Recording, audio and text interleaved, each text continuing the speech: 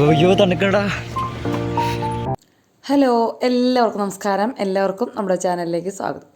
അപ്പോൾ ശ്രീകുട്ടൻ ഇന്ന് മൂന്നാർക്ക് പോകാനുള്ള തയ്യാറെടുപ്പാണ്. നമുക്കിപ്പോൾ എന്തായാലും ഓണമൊന്നുമില്ലല്ലോ, പിന്നെ വീട്ടിലേക്ക് പോകണമില്ല. അപ്പോൾ പിന്നെ എന്തായാലും കുറേ പ്രാവശ്യമായിട്ട് ചോദിക്കാറുണ്ട്. അപ്പോൾ പിന്നെ ഈ പ്രാവശ്യം ഞാൻ സമ്മതിച്ചു. അങ്ങനെ 5 മണിയായപ്പോൾ അവൻ ഇറങ്ങിയിട്ടാണ്. ഞാൻ വീണ്ടും പോയി കിടന്നുറങ്ങി. അപ്പോൾ നമ്മുടെ തിരുവോണ ദിവസമാണ് ഇന്ന്. അപ്പോൾ ആദ്യമായിട്ടാണ് കേട്ടോ ഇത്രയും മോശമായൊരു തിരുവോണം എന്ന് എനിക്ക് തോന്നുന്നു എൻ്റെ ഓർമ്മയിൽ. കഴിഞ്ഞ കൊല്ലം അമ്മയെ ഉണ്ടായിരുന്നില്ലെങ്കിലും ഇവിടെ എല്ലാവർക്കും വേണ്ടി നമ്മൾ ആഘോഷിച്ചു. എന്താ വെച്ചാൽ ചേട്ടൻ്റെവരൊക്കെ നമ്മുടെ വീട്ടിലുണ്ടായിരുന്നു, ഇവിടെ അച്ഛനും അമ്മയൊക്കെ ഉണ്ടായിരുന്നല്ലോ, അത് കാരണം കൊണ്ട് ആഘോഷിച്ചു. പക്ഷേ ഈ പ്രാവശ്യം ആരും വന്നില്ല. എന്താ ഉച്ചതിരിഞ്ഞ് അമ്മേനെ കാണാൻ അനിയത്തിമാരൊന്നും വന്നപ്പോൾ തന്നെ പോയി. ബാക്കി ആരും പ്രത്യേകിച്ചൊന്നും വന്നില്ല. സാധാരണ പോലെയുള്ള സൺഡേ പോലെ കൂടി ഉണ്ടായിരുന്നില്ല. അതിലും മോശമായിരുന്നൊരു ദിവസമായിരുന്നു എന്ന് പറയാട്ടോ ഇന്നത്തെ തിരുവോണം എന്ന് പറയണത്. അപ്പോൾ സാധാരണ പോലെ തന്നെ എഴുന്നേറ്റ് തീ കത്തിച്ച് അരിയൊക്കെ ഇട്ടിട്ടുണ്ട്. പിന്നെ കുറച്ച് വീഡിയോ എഡിറ്റിങ്ങും ഇതൊക്കെ തിരക്കിലായിരുന്നല്ലോ, അതുകൊണ്ട് എനിക്ക് അലക്കാനായിട്ട് 2-3 ദിവസമായിട്ട് പറ്റണുണ്ടായിരുന്നില്ല. പിന്നെ എന്തായാലും ഒഴിവാണ്. നമ്മുടെ റെസിപ്പി ഇടലും അങ്ങനത്തെയൊക്കെ കഴിഞ്ഞല്ലോ. അപ്പോൾ ഇനി പിന്നെ അലക്കാണ്ട് നിവൃത്തിയില്ല, അത്രയ്ക്ക് അധികം. ഞാൻ പിന്നെ മെഷീനിൽ ഇടാനായിട്ട് നിന്നില്ല. അപ്പോൾ ഒരു 3-4 ലോഡൊക്കെ അലക്കാനായിട്ട് ഉണ്ടാവും. കുറേ ടൈം പിടിക്കും, ഉച്ചയാവും അലക്ക് കഴിയുമ്പോഴൊക്കെ. അപ്പോൾ അതിലും ഭേദം നമ്മൾ അധികം അഴുക്കുള്ള തുണികളൊന്നല്ല, ഓണത്തിന് പോയതും അങ്ങനെയൊക്കെയുള്ള പിള്ളേരുടെ മുണ്ടുകളും അങ്ങനത്തെയൊക്കെയാണ്. അപ്പോൾ ഒക്കെ ശ്രദ്ധിച്ച് അലക്കേണ്ടതും കൂടിയാണ്. അപ്പം ഞാൻ വിചാരിച്ചു അത് കല്ലുമ്പോൾ തന്നെ പെട്ടെന്ന് അലക്ക് കഴിയുമല്ലോ. നമ്മൾ കല്ലുമ്പോൾ അലക്കണതാണ് സമയം ലാഭം. പക്ഷേ നമുക്ക് വയ്യായി ഉണ്ടെങ്കിൽ വാഷിംഗ് മെഷീനിൽ ാണ് ലാഭം.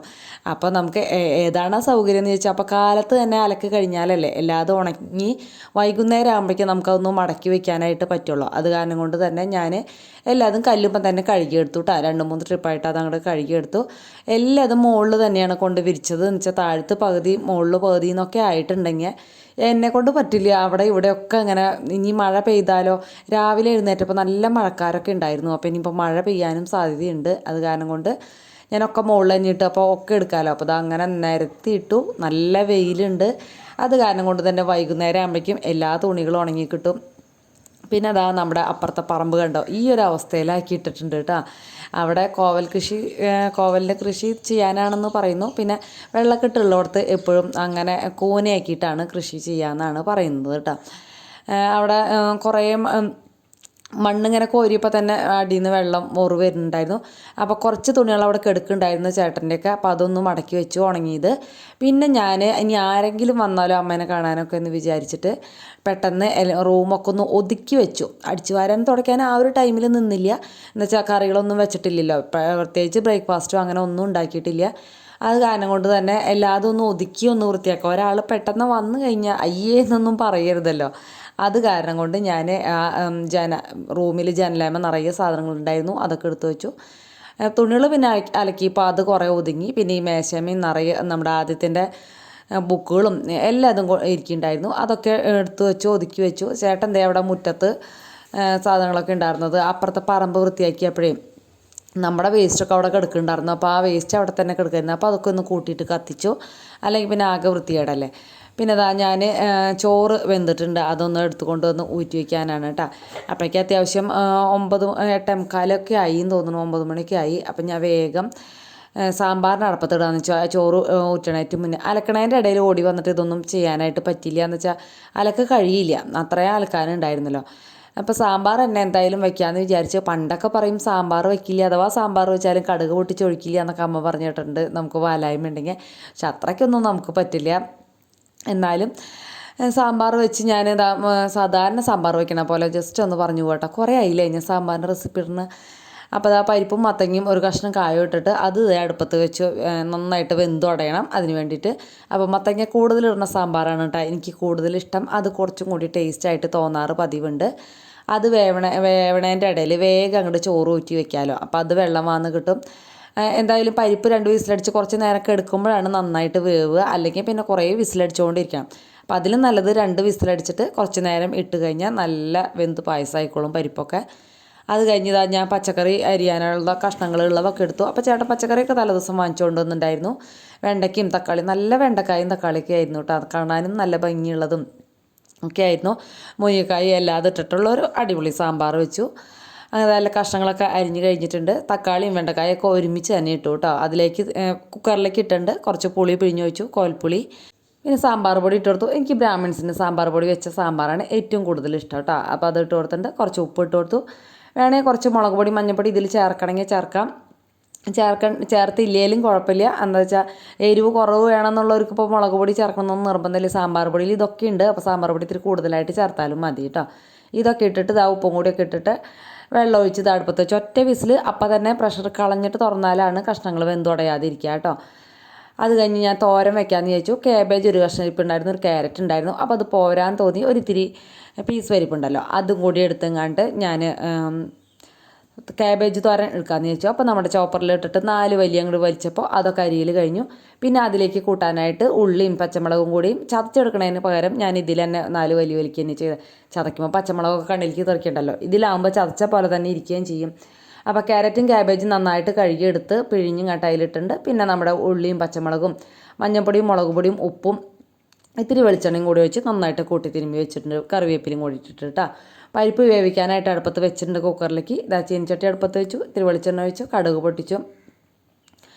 പിന്നെ ഇത്തിരി വറ്റൽമുളകും കറിവേപ്പിലും കൂടി ഇട്ട് കൊടുത്ത് നന്നായിട്ട് പൊട്ടി കഴിയുമ്പോൾ വേണമെങ്കിൽ ഈ സമയത്ത് നാളികേരം ഇട്ടിട്ട് ഒന്ന് ഫ്രൈ ആക്കി എടുക്കാം കേട്ടോ. ഇതിലിടുന്ന നാളികേരം ഞാൻ പെട്ടെന്ന് മറന്നു പോയി നാളികേരം ഇട്ട് ഫ്രൈ ചെയ്യണ കാര്യം.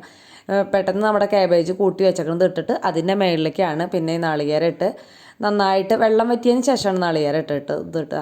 എന്നിട്ട് കാബേജ് ഒന്ന് വെന്ത് വന്നതിന് ശേഷം മാത്രം പരിപ്പും കൂടി വെള്ളം ഇല്ലാണ്ട് ഇട്ട് കൊടുത്തു. നന്നായിട്ടൊന്ന് മൂടി വെച്ച് തട്ടിപ്പൊത്തി ഒന്ന് മൂടി വെച്ച് അതിൻ്റെ വെള്ളമൊക്കെ വിടർന്നപ്പോൾ എടുത്ത് ഉപയോഗിക്കാം. അങ്ങനെ കാബേജ് തോരനും അടിപൊളിയാക്കി ഉണ്ടാക്കി. പിന്നെ വേറെ ഒന്നും ഉണ്ടാക്കിയില്ല. പിന്നെ ഒന്ന് കൊണ്ടാട്ടം വറുക്കാണ് കേട്ടോ ചെയ്ത, വേറെ പണിയൊന്നും അടുക്കളയിൽ ചെയ്തില്ല. അപ്പോൾ അത് കാലത്ത് ചെയ്യണോടുകൂടി തന്നെ ഉപ്പേരിയും കൂടി അങ്ങോട്ട് വെച്ച് അവസാനിപ്പിച്ചു. പാത്രങ്ങളും കഴുകി വെച്ചു. പിന്നെ ഇനി അടുക്കളയിലേക്ക് ചെല്ലാൻ നിൽക്കണ്ടല്ലോ, ഒരു പാചകം എന്ന് പറഞ്ഞിട്ട് വേണമെങ്കിൽ വൈകുന്നേരം ചെയ്യാം. വൈകുന്നേരം ഒന്നും ചെയ്യാണ്ടി വന്നില്ല. ഇതൊക്കെ തന്നെ ഉണ്ടായിരുന്നു. അത് കാരണം വൈകുന്നേരം ഒന്നും ചെയ്യേണ്ടി വന്നില്ല. ഉപ്പേരി ചേട്ടൻ്റെ ജോലി സ്ഥലത്ത് നിന്ന് കിട്ടിയിട്ടുണ്ടായിരുന്നു, അതുണ്ടായിരുന്നു കേട്ടോ. പിന്നെ എന്താ കലൊക്കെ തേച്ച് കഴുകി. ഞാൻ ഫോൺ തുടച്ചില്ല എന്ന് തോന്നുന്നു. ക്യാമറയുടെ ഭാഗം ഈ ഒരു ഭാഗം ഭയങ്കര ഇതായില്ലേ. പക്ഷേ ഈ ഭാഗം ഇല്ലെങ്കിൽ നമ്മുടെ വീഡിയോ കംപ്ലീറ്റ് ആവാത്ത പോലെ തോന്നും. അത് കാരണം കൊണ്ട് മാത്രമാണ് ഞാൻ ഈ ഒരു ഭാഗം ഇട്ടത്. ഇടയ്ക്ക് നമ്മൾ ഈ കറികളൊക്കെ ഉണ്ടാക്കുമ്പോൾ അത് നമുക്ക് ആവി അടിച്ചിട്ട് ഇടയ്ക്കിടയ്ക്ക് ക്യാമറ തുടയ്ക്കണം, അല്ലെങ്കിൽ ഇതേപോലെയൊക്കെ ആവും കേട്ടോ. അതുകൊണ്ടാണ്. അത് ഇത് അടുക്കളയൊക്കെ വൃത്തിയാക്കി കഴിഞ്ഞു. അങ്ങനെ നമ്മുടെ അടുക്കളയിലത്തെ പണികൾ കഴിഞ്ഞ് പിന്നെ ഇതാ താഴത്തും ഒന്ന് അടിച്ചു വാരി തുടച്ചിട്ടും നമ്മുടെ കണ്ടപ്പം മാത്രം അകത്ത് ചുറ്റി തിരിയൂട്ടാ. ഞാൻ എൻ്റെ റൂമിൽ വന്ന് ഏതെങ്കിലും മൂലയ്ക്ക് കാണാണ്ട് കിടന്നുറങ്ങും. അതാണ് അവൻ്റെ പണി. നല്ല വെയിലല്ലേ മുറ്റത്തൊക്കെ. അപ്പോൾ ഒളിച്ച് വന്ന് കട്ടിലിൻ്റെ അടിയിൽ കിടന്നുറങ്ങലാണ് പണി കേട്ടോ. കട്ടിലിൻ്റെ മേലേക്ക് കയറി അവൻ അടി കിട്ടുമെന്ന് അറിയാം. അത് കാരണം കൊണ്ട് കട്ടിലിൻ്റെ അടിയിൽ ഒളിച്ച് കിടക്കും. അങ്ങനെ ഞാൻ അടിച്ചു വാരുന്നതിൻ്റെ ഇടയിൽ അത് കണ്ടുപിടിച്ചു കേട്ടോ.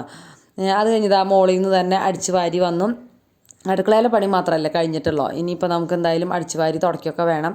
ഒരു ദിവസം അപ്പോൾ ഈ ഒരു ദിവസം തന്നെ എല്ലാ ക്ലീനിങ്ങും കഴിച്ചാൽ പിറ്റേ ദിവസം തുടങ്ങി എനിക്ക് ഒഴിവാവാലോ എന്നൊക്കെ വിചാരിച്ചു. പക്ഷേ ഒഴിവൊന്നും കിട്ടിയൊന്നും ഇല്ല കേട്ടോ. അത് വേറെ കാര്യം. നമുക്ക് കുറേ എഡിറ്റിങ്ങും അങ്ങനത്തെ കാര്യങ്ങളും കൂടി വരുമ്പോൾ അങ്ങനെ റെസ്റ്റ് കിട്ടില്ല. യൂട്യൂബൊന്നും ഇല്ലെങ്കിൽ നമുക്ക് ഇഷ്ടം പോലെ സമയം റെസ്റ്റ് ചെയ്യാൻ കിട്ടുമായിരുന്നു. പക്ഷേ ഇതും കൂടിയുള്ള കാരണം നമുക്കത് പറ്റില്ല. പിന്നെ ഇത് എൻ്റെ ജോലിയല്ലേ, ഞാൻ എൻജോയ് ചെയ്യുന്നുണ്ട് കേട്ടോ. ഈ ഒരു ജോലി ചെയ്യണതിൽ എനിക്ക് സന്തോഷം കണ്ടെത്താനാവുന്നുണ്ട്. അതുകൊണ്ട് തന്നെ ഞാനിത് ഹാപ്പി ആയിട്ട് ചെയ്യണമെന്ന് മാത്രം. അത് കഴിഞ്ഞിതാ വന്ന് തുടച്ച് താഴത്തേക്ക് എത്തി കേട്ടോ. എല്ലായിടത്തും തുടയ്ക്കണമെന്നൊന്നും കാണിക്കാൻ പറ്റില്ലല്ലോ. അതാ ഇവിടെ ഫ്രണ്ടിലെത്തി നമ്മുടെ തുടയ്ക്കലൊക്കെ. പിന്നെ അങ്ങനെ മുറ്റത്ത് പുല്ലുകളൊന്നും ഫ്രണ്ടിലും ബാക്കിലൊന്നും കാര്യമായിട്ടില്ല. സൈഡിൽ ഞാൻ പറഞ്ഞില്ലേ മരുന്ന് മേടിക്കാൻ ചേട്ടനോട് പറഞ്ഞിട്ടുണ്ട്. ഒരു കാര്യം പറഞ്ഞ് 1 മാസം കഴിയാണ്ട് ചേട്ടൻ്റെ കയ്യിൽ നിന്ന് കിട്ടില്ല. അത് കാരണം കൊണ്ട് അത് എപ്പോഴെങ്കിലും കിട്ടുമ്പോൾ അടിക്കാം. അത് കഴിഞ്ഞ് ഇതാ നമ്മുടെ തുടക്കോലൊക്കെ ഒന്ന് ഊരിപ്പിഴിഞ്ഞിട്ട് അവിടെ വെയിലത്ത് തന്നെ വെച്ച് ഞാൻ ഉണക്കാനായിട്ട് വെച്ചു കേട്ടോ.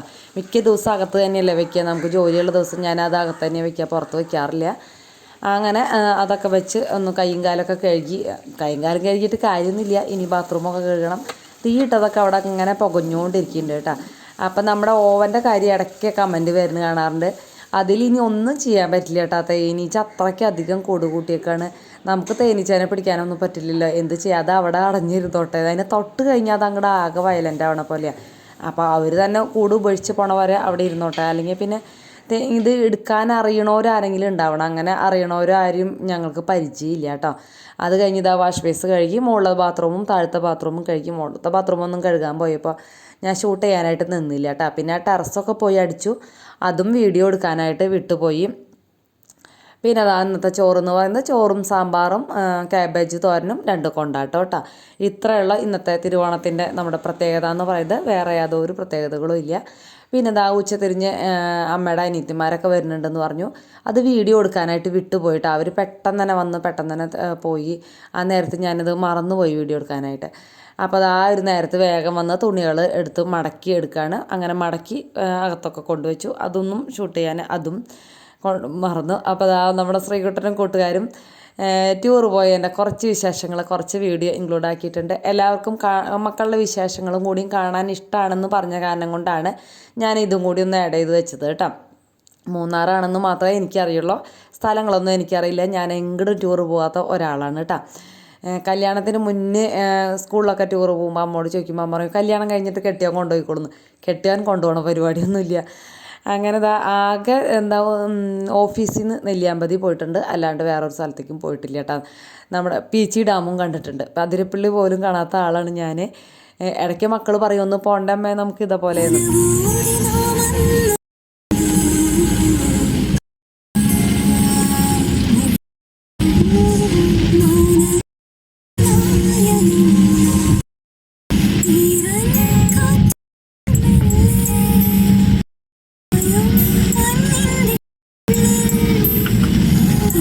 യാത്ര ചെയ്യണ വീഡിയോ ആകുമ്പോൾ ആ പാട്ട് നല്ല അടിപൊളിയാന്ന് തോന്നി. അത് കാരണം ഞാനത് കട്ട് ചെയ്യാണ്ടിരുന്നത് കേട്ടോ. അവർ വണ്ടിയിൽ വെച്ചിരുന്ന പാട്ടാണ്. അപ്പോൾ അവിടെ ഫോട്ടോഷൂട്ടൊക്കെ നടക്കുന്നുണ്ട്. അതിനിടയ്ക്ക് ഇതേ ശ്രീകുട്ട ഓടുന്നുണ്ട് തോന്നുന്നു. കിതക്കിടൊക്കെ കേട്ടു ശബ്ദം വരുന്നുണ്ട്. അങ്ങനെ ഓടിച്ചെന്ന് കാണുന്ന കാഴ്ച നല്ല ഭംഗിയുണ്ട് കേട്ടോ. നമുക്ക് ഈ ക്യാമറയിൽ കാണുമ്പോൾ ഇത്രയൊക്കെ ഉള്ളൂ. ശരിക്കുള്ള അങ്ങനെ ടൂർ പോണ വീഡിയോ ഇടുന്നവരുടെ ഇതിലൊക്കെ നല്ല ഭംഗിയുണ്ടാവും. ഞാനിപ്പോൾ എന്തായാലും ശ്രീകുട്ടന് വിശേഷം എന്ന നിലയ്ക്ക് ഇട്ടുവെന്ന് മാത്രം. ഇതിന്റെ വൈഡ് ആംഗിൾ ക്യാമറ നല്ല അടിപൊളി wide angle camera.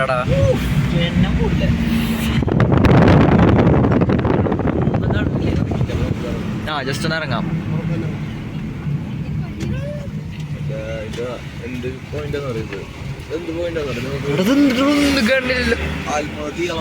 Suicide point ആണോ?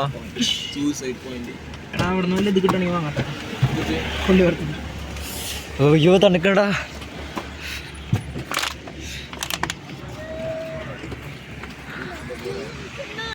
പിന്നെ അവരുടെ കുറച്ച് ഫോട്ടോസും കൂടി ആഡ് ചെയ്തിട്ടുണ്ട്. ഇതിൽ ശ്രീകുട്ടനെ എല്ലാവർക്കും മനസ്സിലായിട്ടുണ്ടാവും എന്ന് വിചാരിക്കുന്നത്. അവൻ്റെ ഫോട്ടോസാണ് ഞാൻ കൂടുതലും ആഡ് ചെയ്തിരിക്കുന്നത് കേട്ടോ. പിന്നെ അവർ 3 പേരും നിൽക്കണതും ഇട്ടിട്ടുണ്ട്. അവർ 5 പേരായിരുന്നു പ്ലാൻ ചെയ്തതെന്ന് പറഞ്ഞു. പിന്നെ ലാസ്റ്റ് ആയപ്പോഴേക്കും ഓണല്ലേ 3 പേരെ ഉണ്ടായിരുന്നുള്ളൂ. അപ്പോൾ ഈ ഭാഗമൊക്കെ ഇഷ്ടമുള്ളവർ കാണാൻ, ഇഷ്ടമില്ലാത്തവർ സ്കിപ്പ് ചെയ്യുക കേട്ടോ.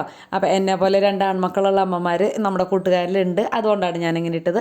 ലൈക്ക് അടിക്കാനും കമൻറ്റ് എഴുതാനും മറക്കരുത്. അപ്പോൾ അടുത്ത വീഡിയോയിൽ കാണാം. Okay bye.